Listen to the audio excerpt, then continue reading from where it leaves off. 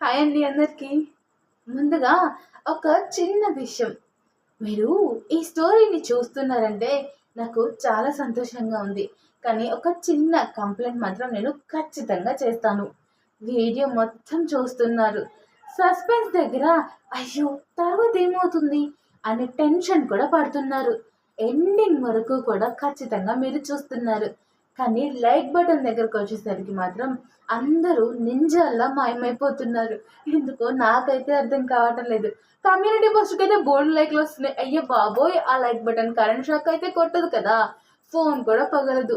ఒక్కసారి గట్టిగా like button నొక్కేస్తే చాలు కదా! మరికొందరుంటారు ప్రతి ఎపిసోడ్ చూస్తారు. కానీ సబ్స్క్రైబ్ మాత్రం అస్సలు చెయ్యరు. అయ్యా బాబు! నేను మీ ఇంటికొచ్చి అడగాలా సబ్స్క్రైబ్ చేసుకోండి అని. ఇప్పుడే ఒక చిన్న పని చేసేయండి. ఈ కథ నచ్చితే ఒక్క లైక్ కొట్టండి. ఇంకా మా కుటుంబంలో మీరు ఇంకా చేరకపోతే ఇప్పుడే సబ్స్క్రైబ్ బటన్ నొక్కి మా ఫ్యామిలీలో ఒకరిగా మారిపోండి. సరే, ఈరోజు ఒక డీల్ చేసుకుందామా? ఈ ఎపిసోడ్ మీకు నచ్చితే ఒక్క లైక్ చేయండి. ఈ సిరీస్లో తర్వాతి ట్విస్టులు మిస్ కాకూడదు అనుకుంటే ఒక్క సబ్స్క్రైబ్ చేసుకోండి. ఇంత చేస్తే నేను కూడా ప్రతి వారం ఇలాగే మీకు ఇంకా మంచి మంచి కథలు తీసుకురావడానికి ప్రయత్నిస్తూ ఉంటాను. సరే, ఇక మన అర్జున్, మన అదృశ్య ప్రయాణికురాలు ఏం చేస్తున్నారో చూసేద్దాం వచ్చేయండి. కొన్ని క్షణాల క్రితమే అర్జున్ తన జీవితంలోనే తీసుకున్న అత్యంత విచిత్రమైన నిర్ణయం తీసేసుకున్నాడు కూడా. తను ప్రేమించిన అమ్మాయి ఒక ఆత్మ అని తెలిసినా ఆమెను తన జీవితానికి దూరం చేయాలనే ఆలోచన అతనికి మనసులో ఒక్క క్షణం కూడా రాలేదు. పద, మా ఇంటికి వెళ్దాం అని అర్జున్ చెప్పగానే ఆమె కళ్ళల్లో చిన్న పిల్లాడికి కొత్త బొమ్మ దొరికినంత ఆనందం మెరిసింది. నిజంగా తీసుకెళ్తావా అర్జున్ అని అడిగిన ఆమె స్వరంలో ఎన్నో సంవత్సరాల తర్వాత ఒక కుటుంబాన్ని చూడబోతున్నాను అనే ఆశ స్పష్టంగా వినిపించింది. అర్జున్ బైక్ దగ్గరికి వెళ్ళి స్టాండ్ తీశాడు. ఆమె నెమ్మదిగా వచ్చి బైక్ వెనుక కూర్చుంది. గాలి ఒక్కసారిగా మెల్లగా వీచింది. ఆ గాలిలో మల్లెపూల సువాసన కలిసిపోయింది. అర్జున్ ఇంజిన్ స్టార్ట్ చేస్తూ వెనక్కి తిరిగి చూసి, గట్టిగా పట్టుకో, పడిపోతావేమో అని అన్నాడు. ఆ మాట విన్న ఆమె పగలబడి నవ్వేసింది. పిచ్చి అర్జున్, నేను ఆత్మను. నేను పడిపోతానని నువ్వు భయపడకు. ఎందుకలా భయపడుతున్నావు అని అన్నది. అర్జున్ తలగొక్కుంటూ అయ్యో, అలవాట్లో అన్నాను అని సిగ్గుపడుతున్నాడు. బైక్ రోడ్డు మీదకి వచ్చేసింది. అర్జున్ మాత్రం ఆమెతో ఆపకుండా మాట్లాడుతూనే ఉన్నాడు ఏదో ఒకటి. చూడు, ఇది మా ఆఫీస్ రోడ్డు. అక్కడ కనిపిస్తున్న బేకరీ ఉంది చూసావా, అక్కడ సమోసాలు చాలా బాగుంటాయి. ఒకరోజు నువ్వు బ్రతికి ఉంటే తప్పకుండా తీసుకొచ్చేవాడిని అని చెప్పాడు. ఆ మాటతో ఇద్దరు కాసేపు మౌనంగా మారిపోయారు. ఆ నిశ్శబ్దాన్ని ఆమెనే చెరిపేసింది మొదటిగా. అర్జున్, అర్జున్, బాధపడకు, నేను ఇప్పుడు కూడా నీతోనే ఉన్నాను కదా అని అన్నది. ఆ మాట విన్న అర్జున్ బలవంతంగా నవ్వాడు. అంతలో ట్రాఫిక్ సిగ్నల్ దగ్గర బైక్ ఆపాడు అర్జున్. పక్కనే నిలబడ్డ వాళ్ళందరూ అతన్ని వింతగా చూస్తున్నారు. ఎందుకంటే వాళ్ళ కళ్ళకు అర్జున్ ఒక్కడే కనిపిస్తున్నాడు కాబట్టి. కానీ అతను మాత్రం ఎవరో పక్కన కూర్చున్నట్టుగా నవ్వుతూ, చక్కగా సరదాగా మాట్లాడుతూ, తల ఊపుతూ నవ్వుతూ ఉన్నాడు. అన్నా, బ్లూటూత్ పెట్టుకున్నాడేమో కదా అని ఒక యువకుడు అన్నాడు. కాదురా, చెవుల్లో ఏం లేదు అని ఇంకొకడు చెప్పాడు. పాపం, ఒంటరిగా ఉండి ఉండి మెంటల్ అయిపోయి ఉన్నాడేమో అని ఒక పెద్దాయన తల ఊపాడు.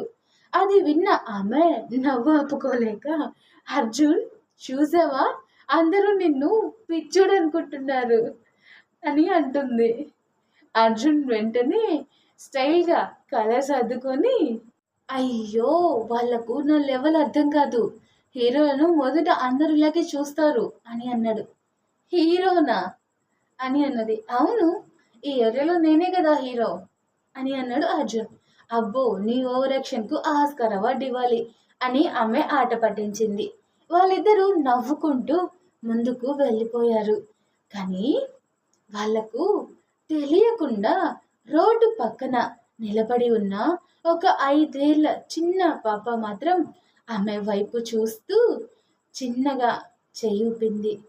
ఆ దృశ్యం అర్జున్ మాత్రం గమనించలేదు. బైక్ స్టార్ట్ చేసిన క్షణం నుంచే అర్జున్ జీవితంలో ఒక కొత్త ప్రయాణం మొదలైంది. అది కేవలం ఇంటికి వెళ్ళే ప్రయాణం అయితే కాదు. తన జీవితాన్ని మార్చబోయే విధి వైపు వేసిన మొదటి అడుగు. నగరంలోని రద్దీ రోడ్ల వైపు వాహనాలు దూసుకెళ్తున్నాయి. ఎప్పట్లానే హారన్లు మోగిస్తూ పరుగులు తీస్తున్నాయి కూడా. ఎర్ర సిగ్నల్ పడగానే వందలాది బైకులు, కార్లు ఒకేసారి ఆగిపోయాయి.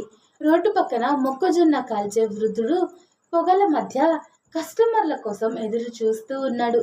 బెలూన్లు అమ్మే చిన్నపిల్లాడు కార్ల దగ్గరకు పరిగెడుతున్నాడు. సాయంత్రపు సూర్యుడు నెమ్మదిగా పడమటి వైపు జారిపోతూ నగరం అంతా బంగారు రంగులో ముంచెత్తుతున్నాడు. ఆ హడావుడిలో అందరూ తమ తమ జీవితాలతో పరుగులు తీస్తుంటే అర్జున్ మాత్రం ప్రపంచాన్నే మర్చిపోయి తన బైకు వెనుక కూర్చున్న ఆ అమ్మాయితో మాట్లాడుతున్నాడు. నిజం చెప్పాలంటే ఇప్పటికీ నమ్మలేకపోతున్నాను అని నెమ్మదిగా అన్నాడు అర్జున్. కొన్ని రోజుల క్రితం వరకు నువ్వు కూడా నాలాంటి ఒక సాధారణమైన అమ్మాయివే అని అనుకున్నాను. ఈరోజు నువ్వు ఆత్మవని తెలిసినా ఎందుకో నా మనసు మాత్రం నిన్ను మనిషిగానే చూస్తుంది. భయపడాలని ఎంత ప్రయత్నించినా కూడా భయం రావడం లేదు.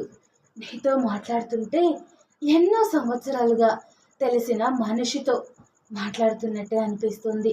ఆమె చిరునవ్వు నవ్వింది.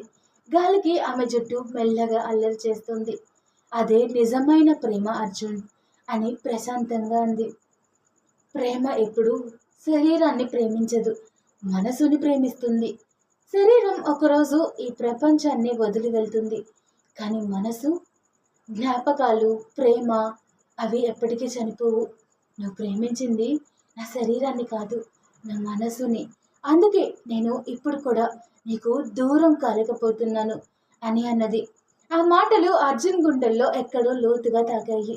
అతను ఒక్క క్షణం ఆమె వైపు చూసి మళ్ళీ రోడ్డుపై దృష్టి పెట్టాడు.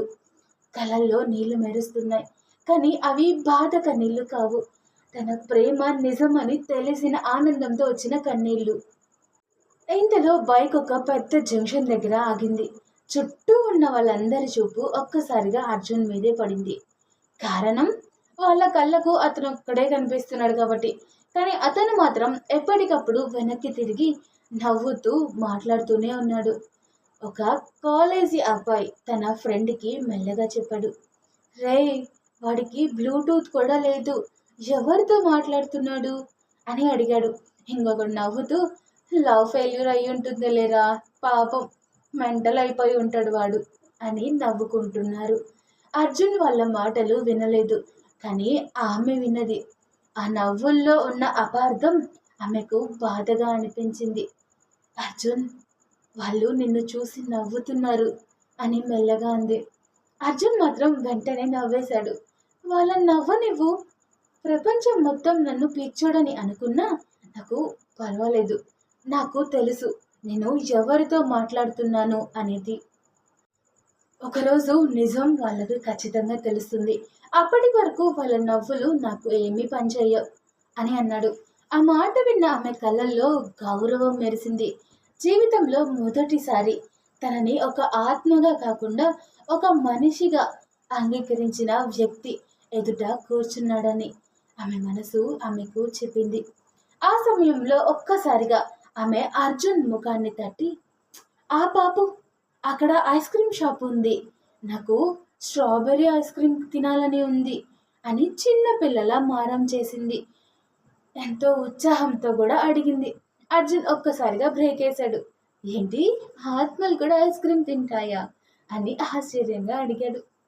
ఆమె ముఖం చిన్నగా పెట్టుకొని, ఏంటి ఆత్మలైతే అవి తినవా, అదే మీ మనుషుల సమస్య. ఆత్మ అంటే వెంటనే భయంకరమైన రూపమే గుర్తొస్తుంది మీకు. మాకు కూడా ఇష్టాలు ఉంటాయి, చిన్న చిన్న కోరికలు ఉంటాయి. ఒక్కసారి ఐస్ క్రీమ్ తినాలని వెళ్ళాను, ఎవరికి నేను కనిపించను, ఎంత అడిగినా ఎవ్వరూ వినలేదు. చివరకు ఒక అబ్బాయి కొనుక్కొని టేబుల్ మీద పెట్టి ఫోన్ మాట్లాడడానికి వెళ్ళగానే నేనే అక్కడికి వెళ్ళి మొత్తం తినేశాను అని చెప్తుంది. అర్జున్ నవ్వు ఆపుకోలేకపోతాడు. తర్వాత తర్వాత ఏంటి? పాపం వచ్చి ఐస్ క్రీమ్ కనిపించగా తల పట్టుకున్నాడు. ఇంకొకటి తెచ్చుకున్నాడు అనుకో, అది కూడా నేను తినేశాను అని చెప్తుంది. అర్జున్ పొట్ట పట్టుకొని నవ్వడం మొదలు పెట్టాడు. అమ్మో, నువ్వు మంచి ఆత్మవో కాదో తెలియదు కానీ ఆ ఐస్ క్రీమ్ షాప్ వాళ్ళకు మాత్రం పీడకలవే అని చెప్తున్నాడు. ఆమె కూడా మొదటిసారి మనసారా నవ్వింది. ఆ నవ్వు సాయంత్రం పూట గాలిలో మల్లెపూల పరిమళంలా కలిసిపోయింది. కానీ వాళ్ళిద్దరికీ తెలియకుండా ఆ ఐస్ క్రీమ్ పార్లర్ ఎదురుగా నిలబడి ఉన్న ఒక వృద్ధుడు మాత్రం అర్జున్ వెనుక ఖాళీగా ఉన్నట్టుగా అనిపిస్తున్న బైక్ సీటును చాలాసేపు గమనిస్తూ తనలో తాను ఒక్క మాట అనుకున్నాడు. ఇంతకాలం తర్వాత మళ్ళీ ఒక ఆత్మ ఒక మనిషిని ఎంచుకుందా అని అన్నాడు. ఆ మాటతో అసలు కథ ఇప్పుడే మొదలైంది. అర్జున్ చెవులకు అది వినిపించలేదు. కానీ ఆమె మాత్రం స్పష్టంగా ఆ మాటలు విన్నది. ఆ మాట విన్న క్షణంలో ఆమె ముఖంపై ఉన్న చిరునవ్వు నెమ్మదిగా మాయమైపోయింది. కొన్ని క్షణాల క్రితం వరకు చిన్నపిల్లల ఐస్ క్రీమ్ తింటూ నవ్విన ఆ అమ్మాయి కలలో ఒక్కసారిగా చెప్పలేని భయం కమ్ముకుంది. ఎన్నో సంవత్సరాలుగా తన మనసులో దాచుకున్న ఒక రహస్యం ఎవరికో తెలిసిపోయిందన్న ఆందోళన ఆమె చూపులో స్పష్టంగా కనిపించింది. ఆమె నెమ్మదిగా వెనక్కి తిరిగి ఆ వృద్ధుడి వైపు చూసింది. ఆ వృద్ధుడు మాత్రం ఇంకా ఆమెని చూస్తూ ఉండిపోయాడు. ఆ చూపులో భయం లేదు, ఆశ్చర్యం కూడా లేదు. కానీ ఆమె గతం మొత్తాన్ని తెలిసిన మనిషి చూపు అయితే ఖచ్చితంగా ఉంది.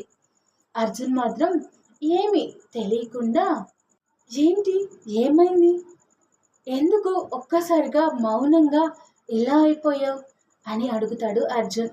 ఆమె ఒక్కసారి అర్జున్ వైపు చూసింది, మరోసారి ఆ వృద్ధుడి వైపు చూసింది. ఆ తర్వాత ఏమీ జరగనట్టుగా బలవంతంగా ఒక చిన్న చిరునవ్వు నవ్వి, ఏమీ లేదు అర్జున్, పద, అత్తయ్య ఎదురు చూస్తూ ఉంటారు అని అన్నది.